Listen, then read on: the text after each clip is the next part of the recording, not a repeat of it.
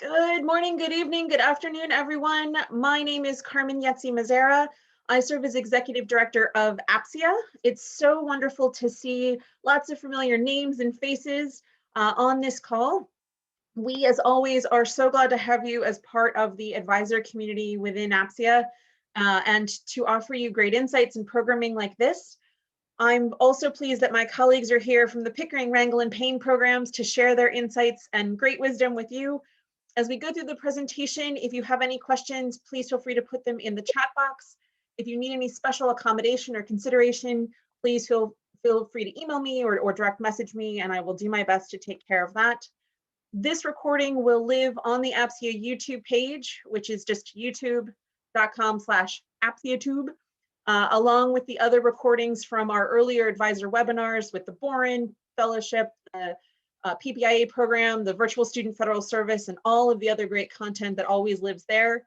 If there's someone else you'd like to hear from, let me know, and we'll do our best to make sure we can share as much great information with you as possible. And so with that, I am delighted to turn the floor over to proud APSIA alumna, among other many important distinctions, Bumi Akinasutu, who will kick us off. So Bumi, please. Awesome. Good afternoon, everyone. I hope you are well. I'm Bumi Akinasutu, as our wonderful host Carmen mentioned, the Deputy Director of the Rangel Program at Howard University, and I will let Christian and Lily introduce themselves as well, who are going to be participating in our presentation. Good afternoon, everyone. My name is Christian Sosa, and I'm the Program Manager for the Donald M. Payne International Development Fellowship Program. Hi, everyone. My name is Lily Lopez-McGee, and I serve as the Director of the Thomas R. Pickering Foreign Affairs Fellowship Program, and I am housed at the Howard University Bunch Center with my colleagues Christian and Bumi. Welcome. Awesome. All right, so we have some slides I'm going to share. We're each going to go through our programs, but you'll see some similarities. And then Carmen, are we taking questions at the end or in between? I'm fine either way. Should we just wait till the end? I think at the end might be best so that you all can cover all the great stuff that you have to share. Okay, perfect.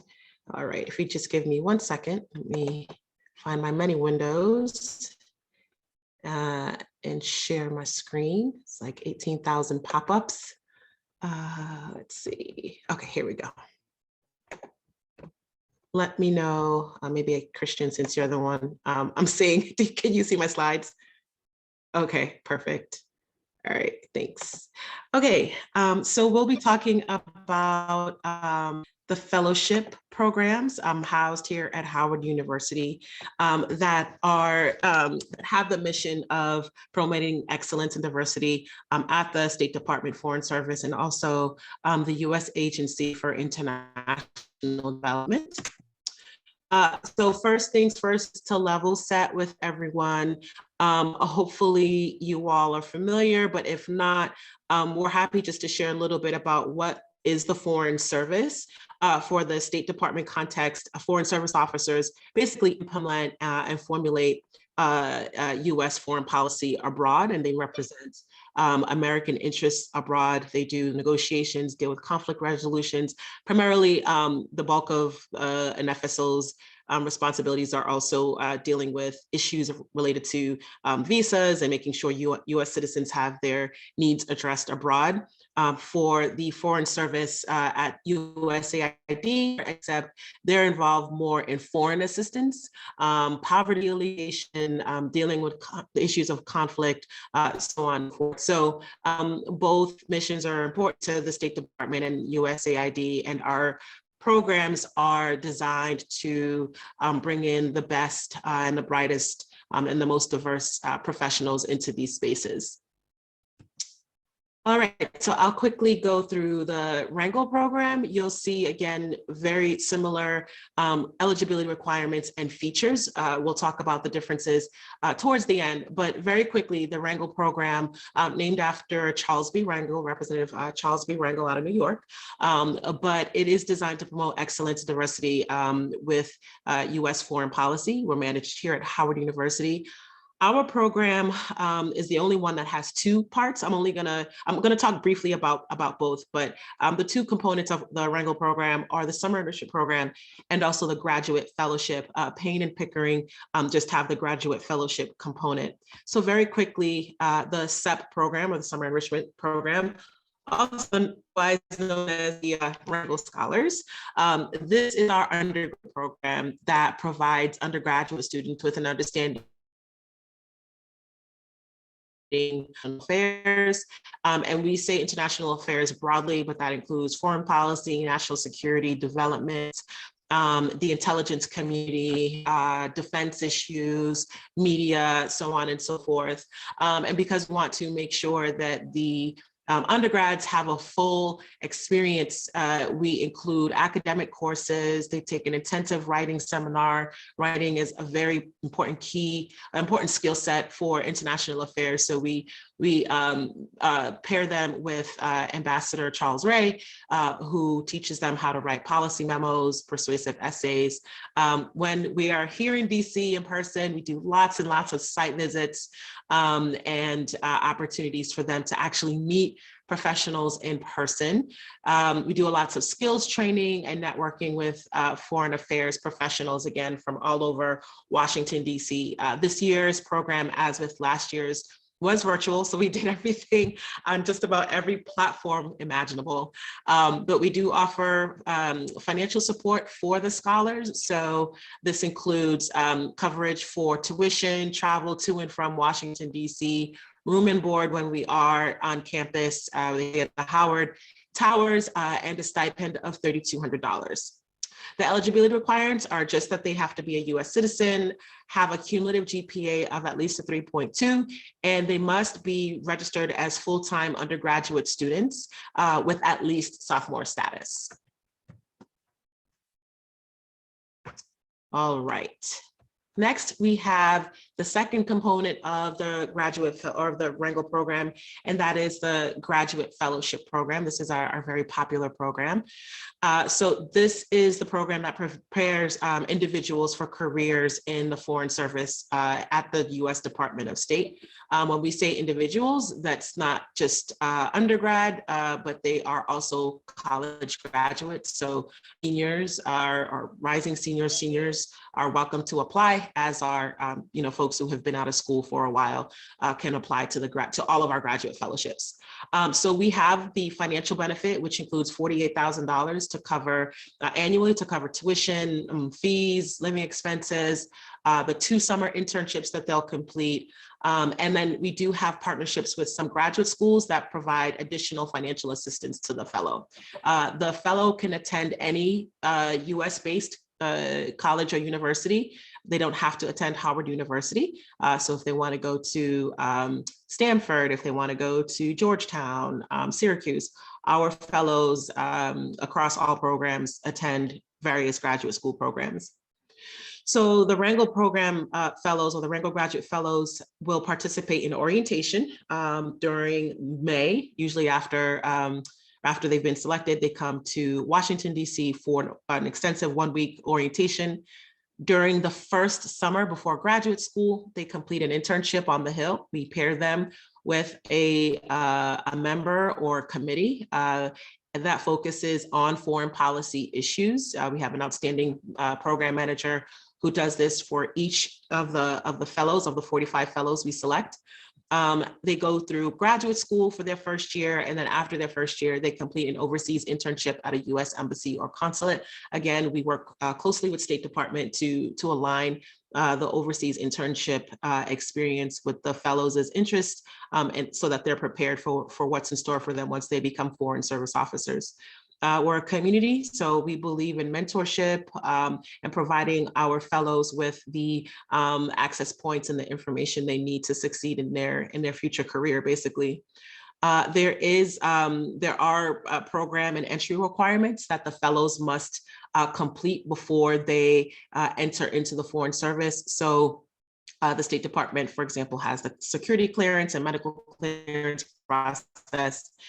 So assuming the fellow completes or meets all of those entry requirements, they then continue on to become foreign service officers.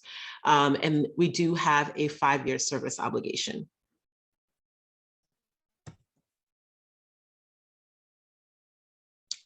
So what are some of the eligibility requirements or the eligibility requirements? Again, US citizenship is required because we are funded by the Department of State. They must have a cumulative 3.2 GPA for their undergraduate experience. And all of this information we collect as part of the application process. They also must be interested in or looking to enroll in a 2-year master's program in the following year. So our application is open now, all 3 programs. So all of the fellows, all 45 fellows or 45 Rangel and Pickering fellows will enter into graduate school in the fall of 2022. They work extensively with folks like Lily and Patricia and Michael VC, our senior advisor, on making sure that the program that they're interested in is a field of study relevant to the U.S. Foreign Service. And I know that this is also the case for the Payne program, and making sure that the programs that they're interested in actually are related to the work that they'll do in the Foreign Service. So then they apply to our program, and then they apply to the graduate programs separately. They don't necessarily have to have been accepted into graduate school at the time that of our deadline, but certainly they should be demonstrating that they're looking at graduate school programs that fit the criteria we're talking about here, and also that they are interested in a field of public service. All right, well, this is our first group of 45 fellows. I was so happy I could fit them onto our slides here. So we have the elements that you might expect for our program. Pickering, again, is very similar, or actually the same. So we have academic background information that we collect. The applicants have to complete a personal statement and then a separate financial need statement. They have to provide financial documentation, 2 letters of recommendation. The 2 letters of recommendation are one from an academic, someone who can speak to their academic character or experience, and then another, we call it a community leader, or someone who can speak to their sort of professional character. And then they include their professional experience and a community service or leadership experience that they've had in school and out of school if they're college graduates. For our timeline, our deadline is September 29th at 11:59 p.m. Eastern Time.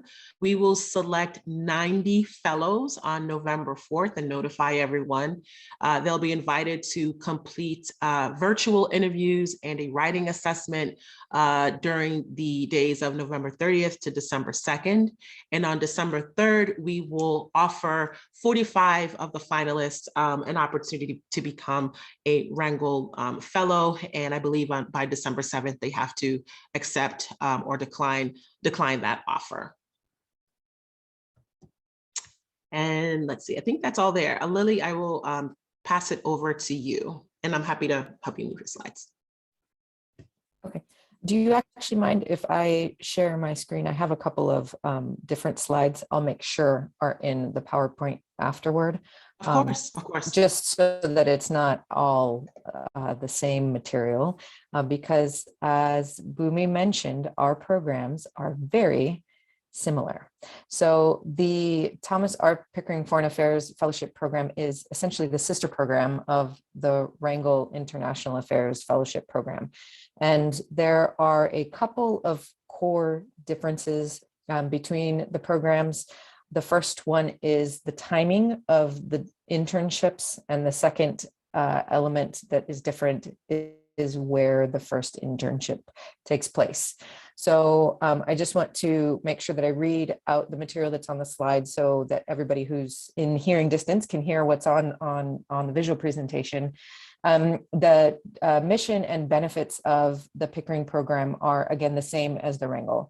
We will provide up to $42,000 per year towards a master's degree in an area of relevance to the State Department's Foreign Service at a US-based institution.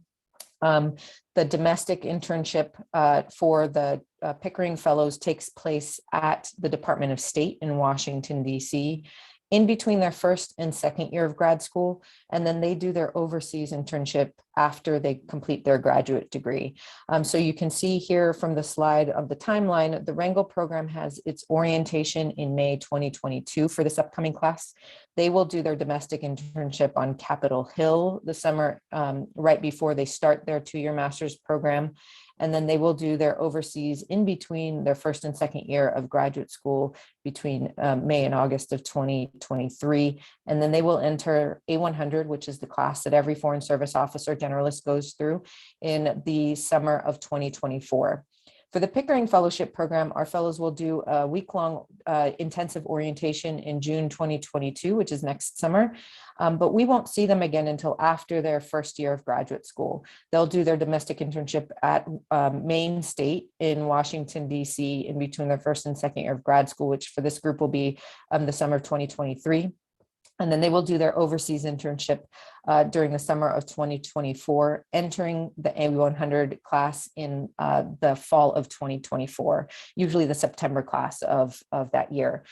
So the timing is different. The placement of their first domestic internship is different. Everything else is exactly the same, including the application and the materials. So in the case that someone is applying to one of the programs and asks, should I apply to both? Your answer should be yes, absolutely. You might as well double your chances of getting the award. Again, the awards are the same, and really ultimately, even if someone has had a congressional internship experience, or if they've had an internship at the Department of State already, there are ways to get new and more and different experiences, regardless of if they land up in a place where they would be doing an internship in the same location. So if they had already done a congressional internship, for example, we would look to give them an opportunity to intern in a different part of Congress. So if they did a Senate placement, then we would look at doing a House placement, or perhaps even the Congressional Research Service, so that they would have a different experience during their internships.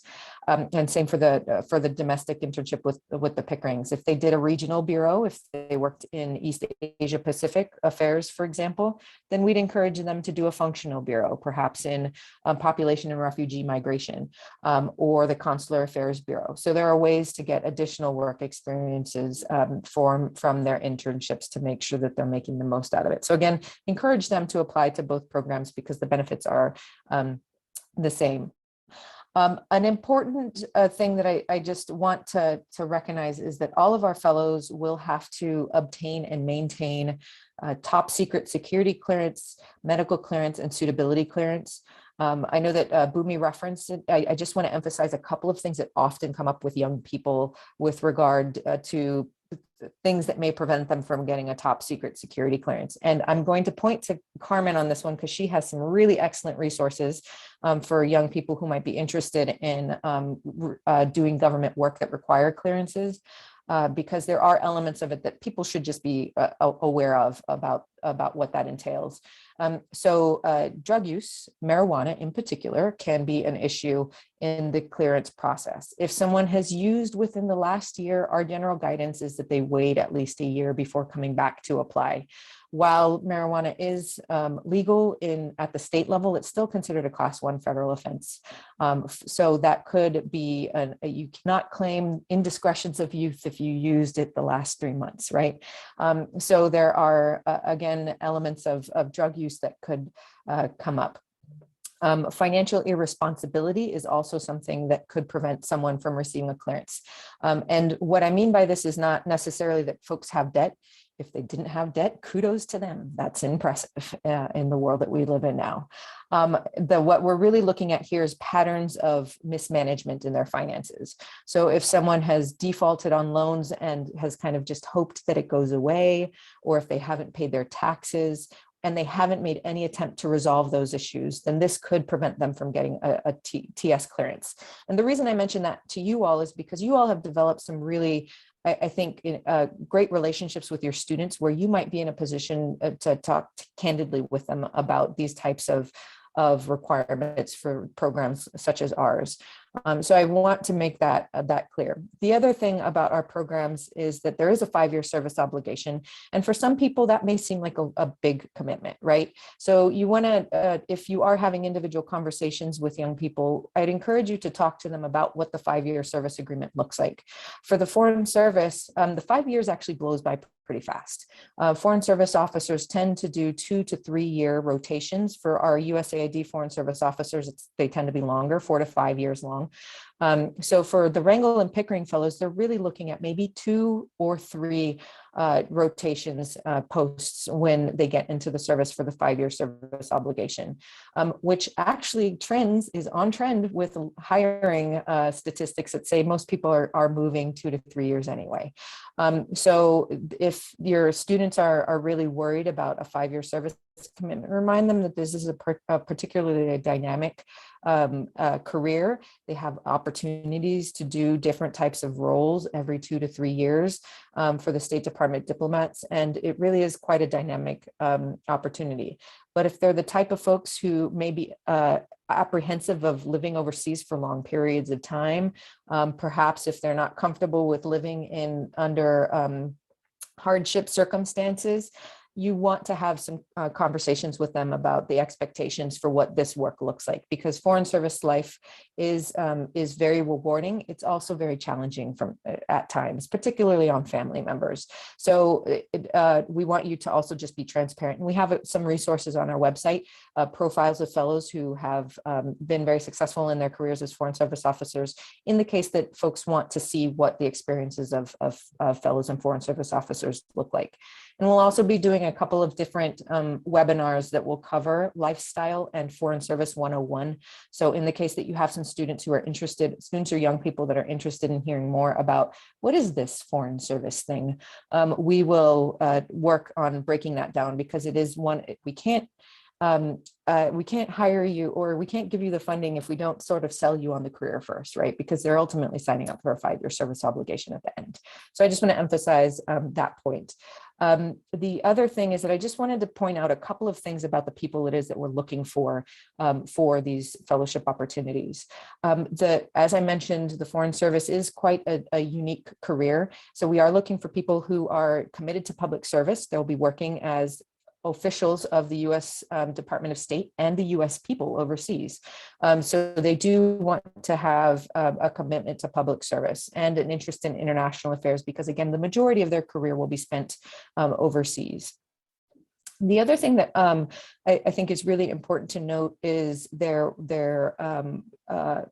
resilience. So foreign service officers, the ones that tend to be the most successful, the Department of State actually did some research on this, and they found that the one key characteristic that will tell you whether or not someone will do well in the career is their resilience. Because you're moving frequently, because you're often in places where perhaps you don't have the same access to goods and services that you might here in the United States, or you might be dealing with challenging negotiations, working long hours. These can be elements that can wear on folks, and the folks who have demonstrated experiences of resiliency are folks that we're looking for. So to the extent that students may have these experiences, we'd encourage you to invite them to share some of those experiences in their application, because those are the types of things that our selection committee will be looking for. Our selection committee is made up of retired and current foreign service officers, as well as graduate school admissions folks. And what they're looking for, again, are who could I see as a future colleague of mine working in the Department of State? What are some of the characteristics of people that young people that I've seen come up through the Foreign Service that I can see in sort of the potential of these young people who are applying? So I just wanted to emphasize those couple of notes for the type of characteristics that is that we're looking for in folks. And I will mention that while an expressed interest in international affairs is important, they don't have to have international experience if they've had if they've engaged with difference in different communities here in the United States. Oftentimes studying abroad or going abroad can be expensive for folks, right? That doesn't mean that they're less interested in international affairs. There might have just been other things that they were keeping them from going overseas. So if they've engaged with community organizations, maybe they've taught English to international communities here in the United States, those can also be examples of that they can really bring out in their application materials as well. The last thing that I wanted to note, and then I'll pass it off to Christian to talk about the Payne program, is just a couple of resources that we have available on our websites for advisors in particular, because we want to make sure that you know where to go for the types of materials that you want to share with your students and alumni. So we do have an online page on each of our websites with advising material. We have frequently asked questions. We have our timelines posted there. We have links to our videos on different topics. And then we also share information about the different institutions that have received fellows in the past. And application for the Rangel and the Pickering program, we've included application, the numbers of applicants from particular schools from the last 2 years for the program too. So there are resources for you all on our website. The other thing that I'd like to offer, and I know that all three of us are available for this, we'd love to engage with you all. If you think, I think I really have a group of students, or even one student or a couple of students that are really interested in this, we would be more than happy to work with you on hosting an info session or hosting office hours or anything that you think would be helpful to help get your students and young people interested in our fellowship programs. The other thing that I will just mention is that you can also, our programs, all three of them, have the mission of increasing excellence and diversity in the Foreign Service. So the types of students it is that we're again kind of looking to attract are folks who may not immediately have access to this. So if you have people that are coming in to visit you about these programs, that's wonderful. We're also looking at people who may not have access to the information on our websites or have heard about our programs regularly. So we'd encourage you to also think about other communities and pockets of student populations on your campuses that might be interested in this. Maybe the returned Gilman scholars, or we didn't have them last year, but maybe this year, the CLS scholars and born recipients. Maybe if you're doing a joint session on Fulbright, you also bring in some materials talking about this, because these are also opportunities that if people are interested in overseas, this could be a nice segue for them as well. So I will leave my slides at that. And Bhumi, if you wouldn't mind pulling up the slides again for Christian, I will. Bhumi, I'll actually pull up my own slides because I have some good differences to put in as well. So good idea, Lily, for doing that. Go for it. So 1 second, everyone. So as Lily mentioned, if Rangel and Pickering are sibling programs, the Payne Fellowship is a cousin program. So we're funded by USAID, which means that the scope of our fellows' work is going to be slightly different. So USAID, the United States Agency for International Development, works together with the State Department, but they are an independent federal agency. So just one thing to note there. So I will start with the types of FSOs that we actively recruit for. So we recruit for population health nutrition officers, economists, education, environment, agriculture, engineering. As you can see, it's a pretty wide list. So students who are interested in international affairs at large, international development just generally, certainly can apply for our program. But by the nature of the work USAID does abroad, we get to be a little bit more technical in students. So if you're talking to anyone who wants to have an international career, but they don't know how to make engineering work or agriculture work or even education, this would be an excellent opportunity for them to take their career internationally. So the common graduate degrees that we fund are your MPAs, MPPs, sure. They're great programs that lead to the Foreign Service, but we also get to be quite technical. I want to say about 40-ish% of our fellows have been in public health, global health, right? Obviously, it's a great area that USAID actively works in, so we get to recruit for them as well. One thing that I get really excited about is in this previous cohort, we just have our first agriculture officer, which is super niche, and we're super excited for him to go through this program and become one in 2 years. So again, if they are thinking about the Rangel and Pickering program for just international affairs, they can certainly apply for this program as well. But if you're speaking to any students who have more technical backgrounds or technical expertise, definitely encourage them to look into the Payne Fellowship if they want to have some sort of international career. I won't spend too much time on this because since we're cousin programs, a lot of our funding are quite similar. So we award up to $97 over 2 years for tuition fees, living expenses, and 2 summer internships. So slightly less than Rangel and Pickering. We're also a younger program, so we're slowly catching up. So that's $27 per year for tuition and then $16 for a living stipend. Similar to the Rangel program, we have 2 summer internships, the first of which would be on Capitol Hill, similar timeline as Rangel, so that would happen the summer before they start graduate school. And the second one would happen overseas at a USAID mission, working directly with a bureau that they would hopefully be future colleagues with. And our selection process and timeline is, again, quite similar to the other 2 programs. Eligibility requirements are US citizenship, 3.2 GPA, and planning to enroll in a graduate program in fall 2022. So the program has to be US-based, traditionally delivered in person, so no online programs, and obviously in an area relevant to USAID's foreign service, whether that be generally international development, international affairs, or one of our more technical areas. If you are speaking to a student who wants to apply to all 3 fellowships, that's great, that's wonderful. Together we have 105 opportunities across all 3 fellowships for students to get funding for graduate school.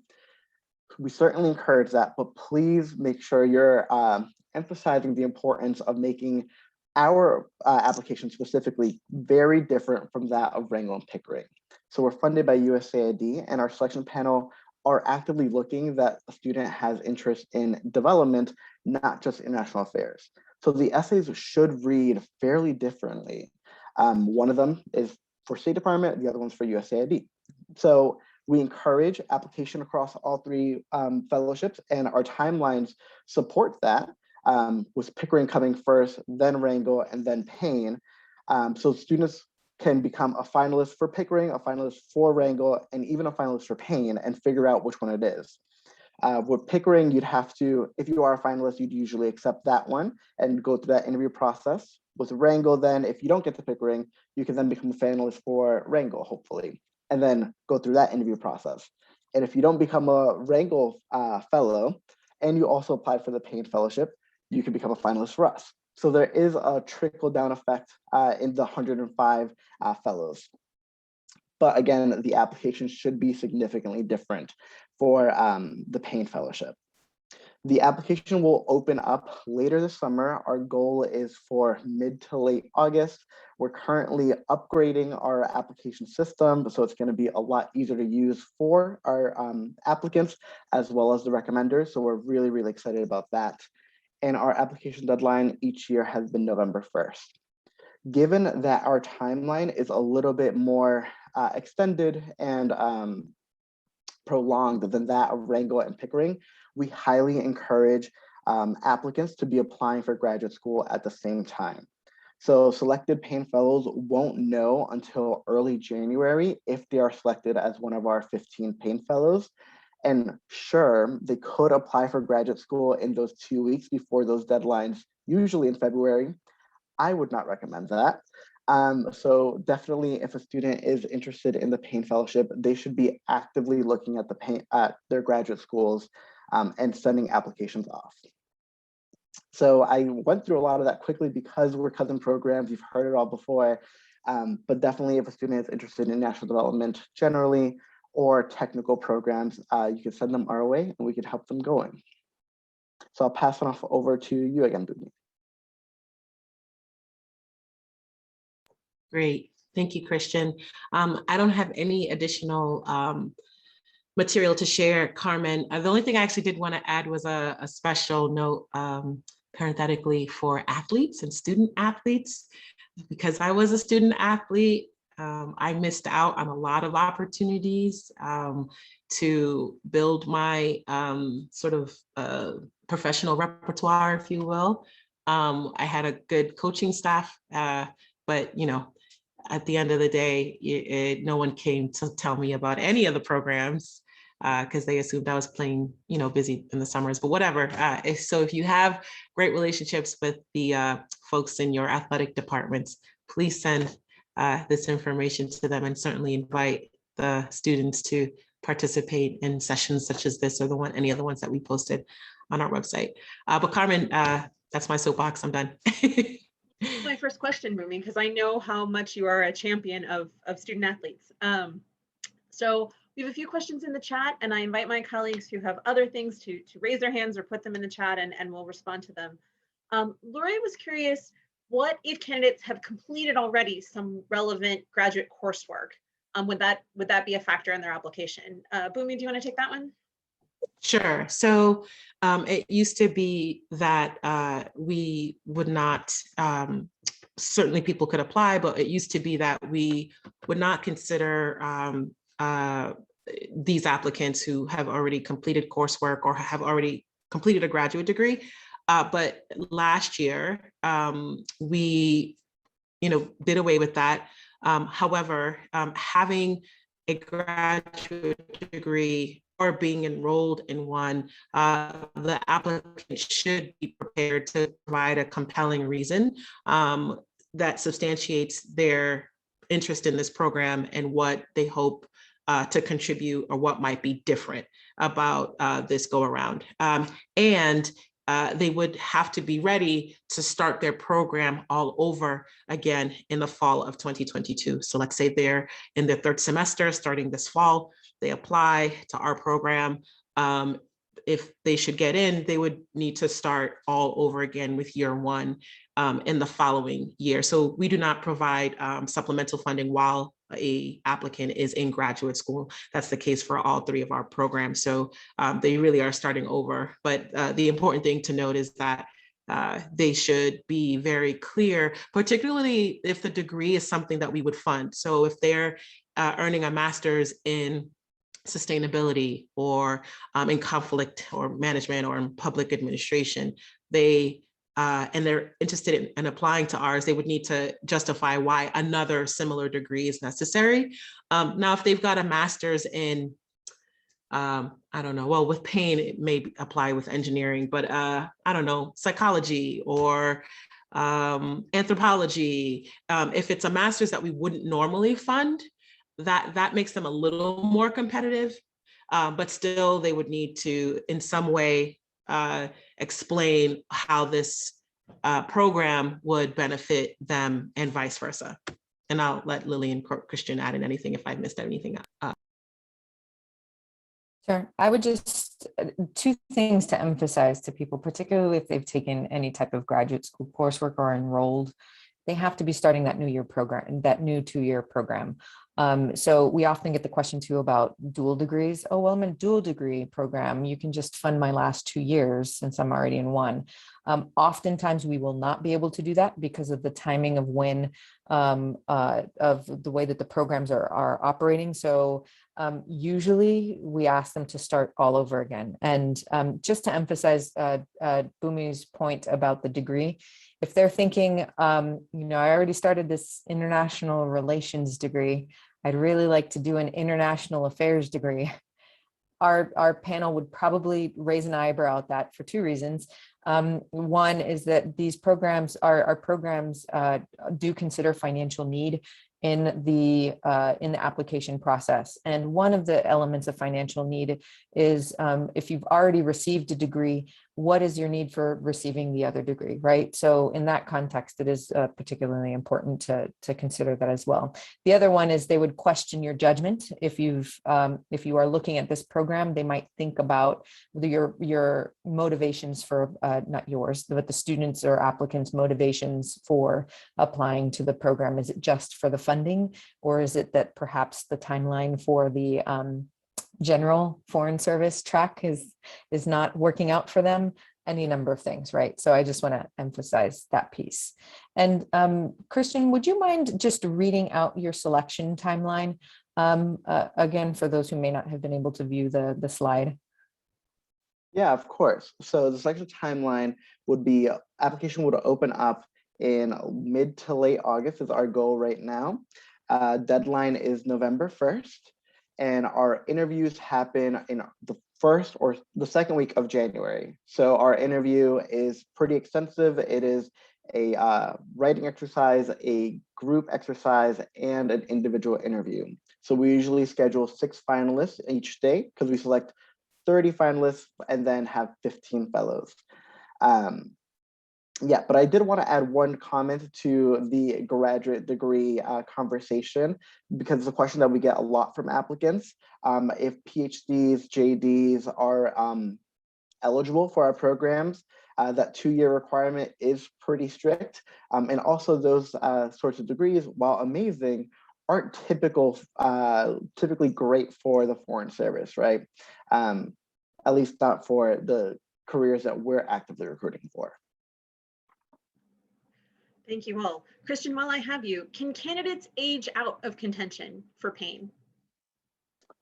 Great question. So technically they can. However, the upper age limit for applying for the Payne Fellowship is 57.5 years old, because you have to be younger than 59 in order to join as a Foreign Service officer. So technically you can. We have not seen it happen yet. The average age of our fellows at the time of selection is about 3 years. So we do see fellows who are coming straight out of undergrad, as well as those with a couple years of experience in the field. Thank you. Lily or Bumi, any distinctions between what Christian shared with us? No, not for Rangel. Well, I don't think so for Payne either. So for those of you who are on this call and are really feeling called to foreign service, there's still time. Lily, please. Did you have more to share, Lily? Sorry. Nope. Excellent. So I'm seeing some other great questions in the chat. Christian, does Payne have a 5-year service requirement for USAID? Yes, we do. So it's the same 5-year service requirement across all 3 programs. And just like Lily said, those 5 years fly by. And we're pretty happy to report that the Payne Fellowship in our short tenure has not had any fellows leave after they've onboarded. So they're all having pretty positive experiences, which we're really proud about. Wonderful. Lily, I know, and Bumi both talked about the international experience and international criteria for the fellowship programs. Timothy's wondering, how much experience does the typical fellow have abroad? And how might some of the disruptions of COVID play into considerations with that international component? Christian, you're still live on my screen, so would you start? Yeah, definitely. So I often get this question in terms of professional experience more often than not.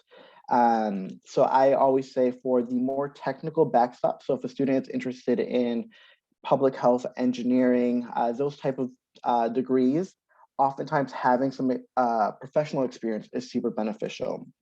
But as Lily mentioned, having a study abroad experience is not a prerequisite for our program, because there's so many ways for you to demonstrate interest or passion for international issues or communities wherever you are, right? There are refugee communities across the country. There are ways for you to demonstrate that you have this interest.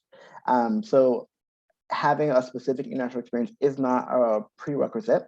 And especially if you are able to, or if a student is able to speak about how COVID has disrupted that, and then how they have bounced back from that, talking about their resiliency, their ability to adapt and be flexible. Those are more selling points than detractors. So coaching a student through that writing process for their personal statement is actually going to be a pretty powerful statement if they frame it correctly.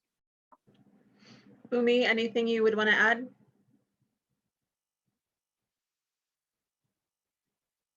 I think she's frozen. Lily, anything you would like to add?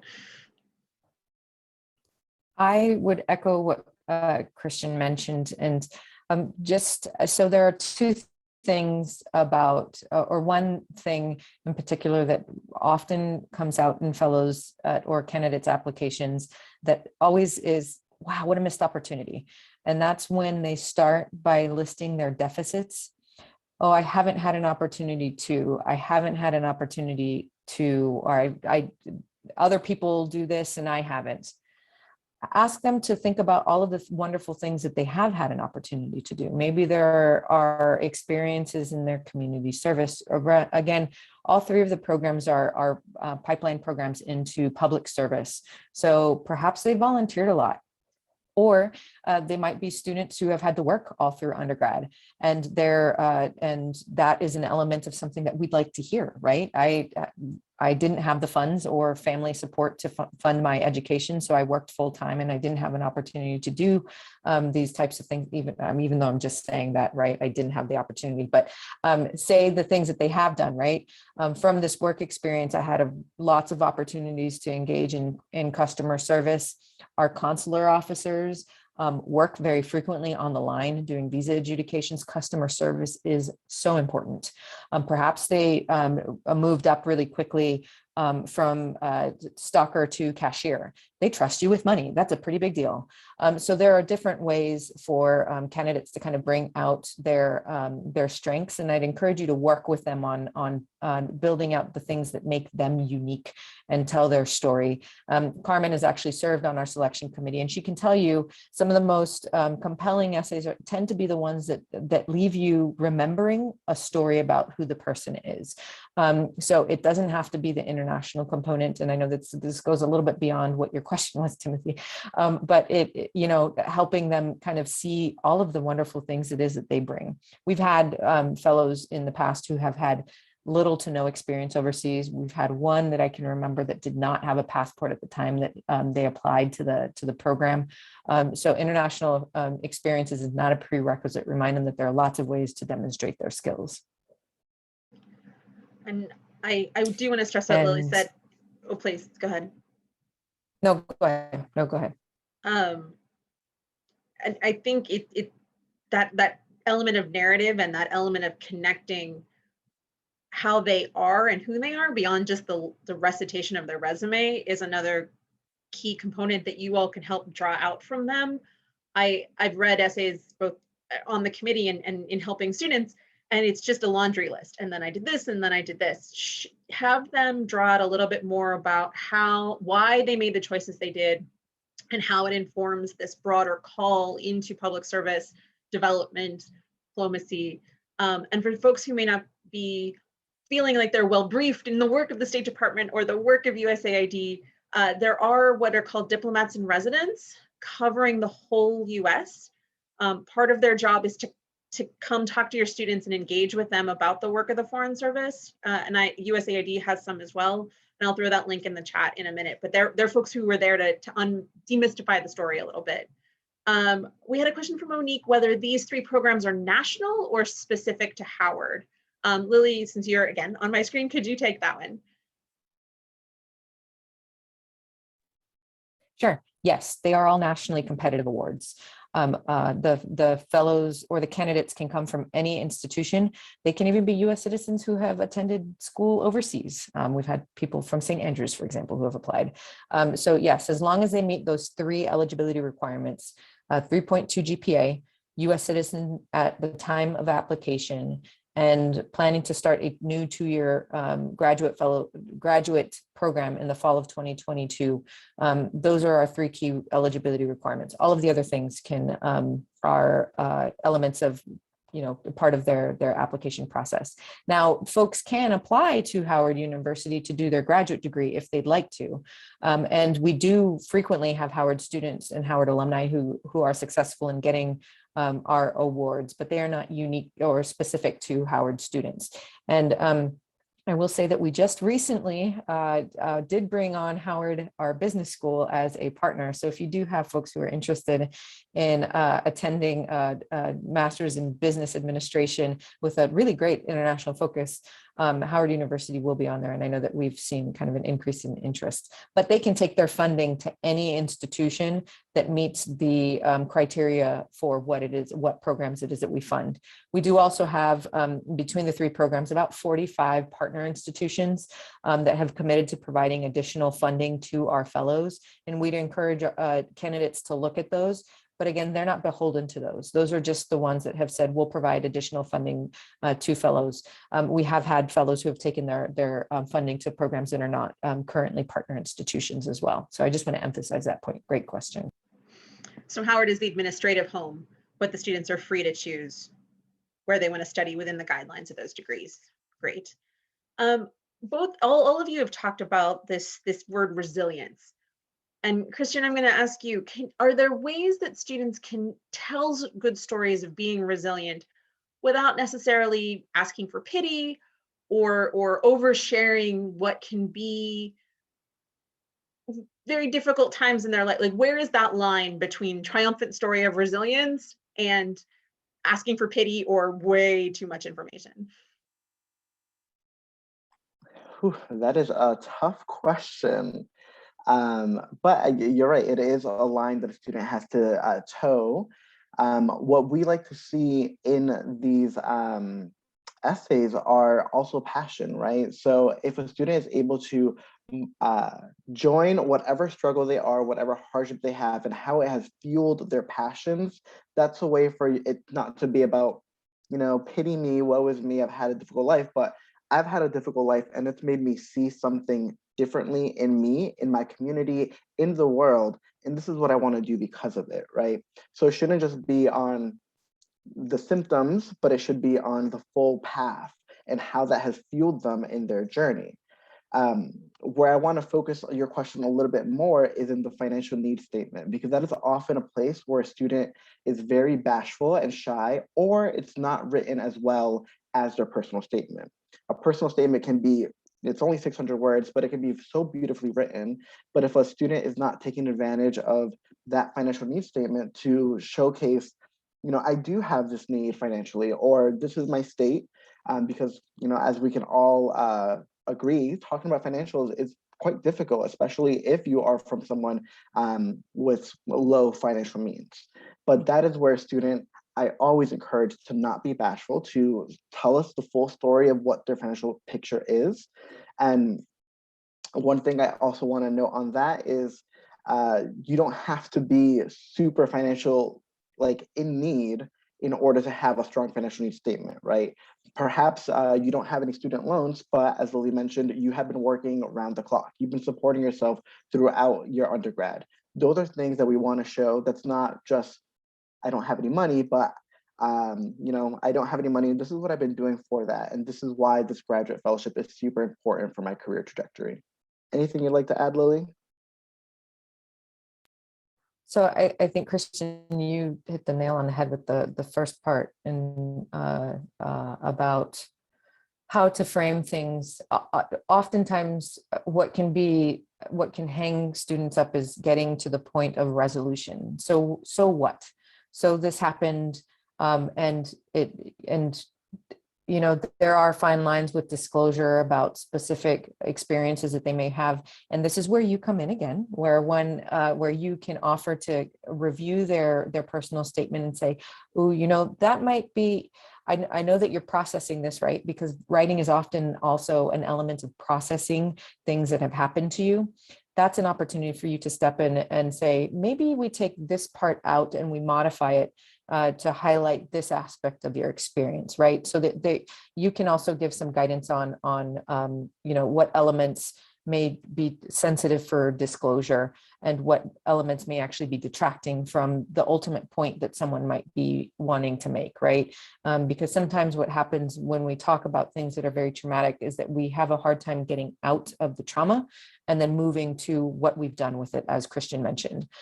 So you can, certainly you or others who may be involved in the advising process could help them process through that, maybe even use an opportunity to have one of your advising sessions to think through how best to articulate the experiences that they want to share and the ones that they're comfortable sharing, right? Because you also don't necessarily want a student to share something that is maybe too soon or too raw, that will come out in the personal statement as well.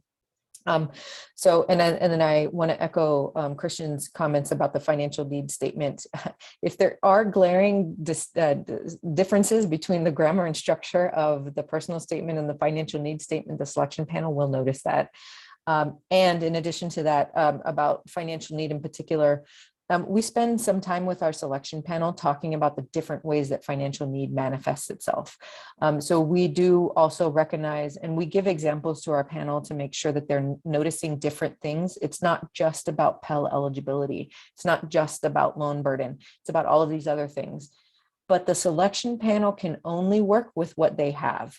So if the selection panel does not know that the student worked, or if they do not know that a family member has cancer, or they do not know that the family member, that the family has 4 other children that are going through college, they're not going to be able to assume those things from the student's application. So to Christian's point, this is not a statement of pity. This is a statement of fact, right?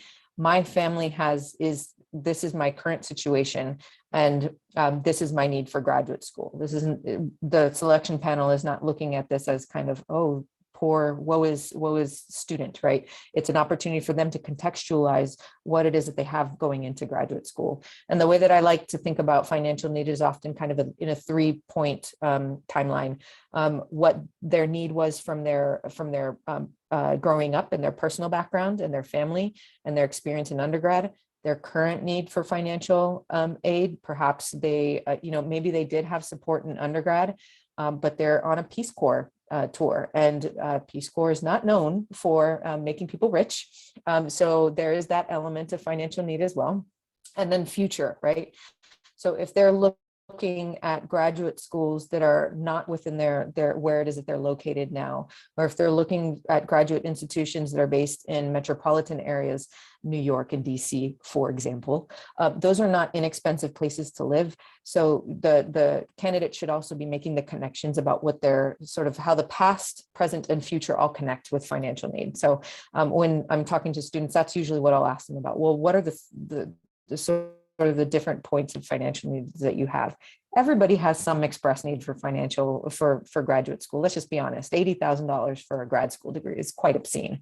And I wouldn't be able to afford that now if I needed to, right? So, just help the students work through all of those elements of it. So I'll leave it there. That's wonderful advice. And I think it's important to always have the and, right? Financial need and other bits of the context. We have just a few minutes left. Lily and Christian, I would invite you, if you're comfortable, to share good contact information that folks can use to follow up with you. I also would remind my colleagues on the line that you indicated during the registration process whether or not I can share your information with Christian and Lily and Boomi. If you'd like to change that yes or no answer that you gave me, just please email me with it pretty soon. And I also want to share, we didn't really have time to get into letters of recommendation, but I do have a piece that I would recommend to you about helping students think about quality letters of recommendation. They are an important component and additional bit of information and evidence that will help the committee both understand the student's ability to compete at a graduate school level, that's the academic piece, and some of that broader professional direction. So it can be a really great and important way to help boost a candidate's competitiveness and really also add some things. There are times when I've read letters of rec and go, wow, that kid didn't mention any of this stuff. This is amazing. So be sure that they think through who's going to write them the best, the strongest letters of rec. And it is not about somebody who's famous. It's not about somebody who's a foreign service officer. It's about somebody who can really speak to that candidate. And maybe it's you. And yes, make sure you have a recommender who actually likes the student. We can tell, much like you all can tell when it's sort of perfunctory. And so I want to thank all of you. I absolutely want to thank Christian and Lily and Boomi for all of this great wisdom and insight. And we look forward to filling your application pool with all of the wonderful students represented here. And for my advisors, we look forward to seeing you at future APSIA webinars. As always, if there's someone you want to hear from, let me know, and we will see if we can get that information out to you. The recording will be available on APSIA's YouTube page within the hour, depending on my connection speed, and we'll get as much information out to you as we can as soon as possible. Thank you all so much. Have a great rest of your Thursday. Thank you all.